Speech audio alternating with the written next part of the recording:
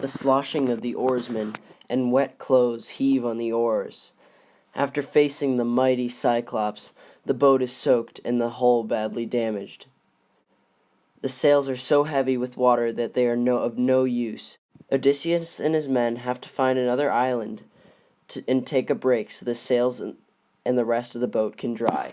Odysseus and his men kept going for days, but at high noon an island came into view, but it has a bunch of small shacks and looks abandoned.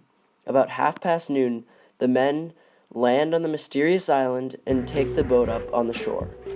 There are no trees and the grass is about 3 feet high.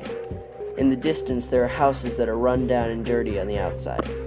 Odysseus and his men make their way to one and knock.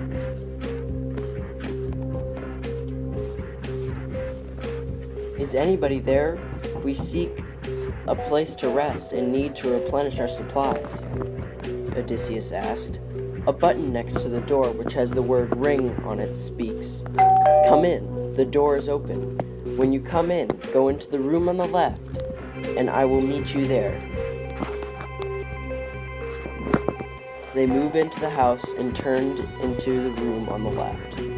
After all of them enter into the room, the door suddenly shuts. The men can hear the click of the door locking. Then the room and the walls disappear and a gate mystically appears. "Look above! What is that? Is that a fire-breathing cloud?" Odysseus' men shout. They all huddle in various bushes surrounding them. Odysseus rushes towards the building, which is the only potential cover in sight, and to be able to take down this mighty enemy. "I will never make it," Odysseus thinks to himself, panting. Suddenly he spots a cave and darts into it. "They won't be able to fly in here," he says to himself. The cave has badly chiseled walls and is dimly lit with torches mounted along. Suddenly he hears the sound of footsteps quickly approaching. A few feet in front of him is a bridge, and he could see light from the exit. But there is water to the right and left of the bridge, so he takes a chance and dives into the freezing cold water. Odysseus sees the outline of a passage in front of him, and he swims through it. He comes out to more open water. Odysseus looks up and sees he is next to the house. Something glinting catches his eye as he is surveying his options, which cause him to look more closely. It appears to be an underwater entrance into a large house that looms above him. "I don't have much time before they realize I have gone," Odysseus thought to himself, so he quickly goes up to the surface to look inside. There is no sign of anyone. He sneakily gets out of the water and into the control room on his left. All is quiet, with only a faint sound of his own breath and the shiver from the cold water. Looks around after a couple of minutes and finds an explosive that was left foolishly on the rough, dark ground. He sets the charges, quickly gets to a safe distance, and watches the timer click slowly down. Tick, tick. However, as Odysseus watches, the timer gets stuck at 1 second left. Fear starts to creep in the back of his mind, but he still leaps into action. As he sees hordes of enemies pouring out of the doorway, he realizes that he cannot win this fight, so he sneaks behind the hordes of men that still have not spotted him. And through the doorway, he shudders as he sees weapons he has never seen before, ranging from knives to weapons that are far greater than any bow he has ever seen. He grabs one of the largest one and runs. The weight of this mighty weapon drags him down as he maneuvers his way back to the control room and watches as he sees the enemies disable his explosives.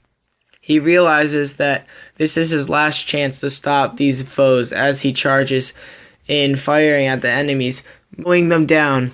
On final inspection of the area, Odysseus finds more explosives. This time he carefully straps them to the control panel and holds the trigger and starts to run. As he gets far enough away, he hits the trigger and 3, 2, 1. Got a blast! In his lower leg and reaches down to see a piece of wood sticking from it.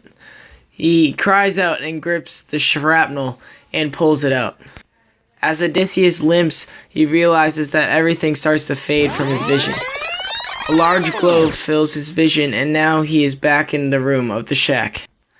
Odysseus is overjoyed when seeing all of his men safe and sound as they were before, without a single scratch on them.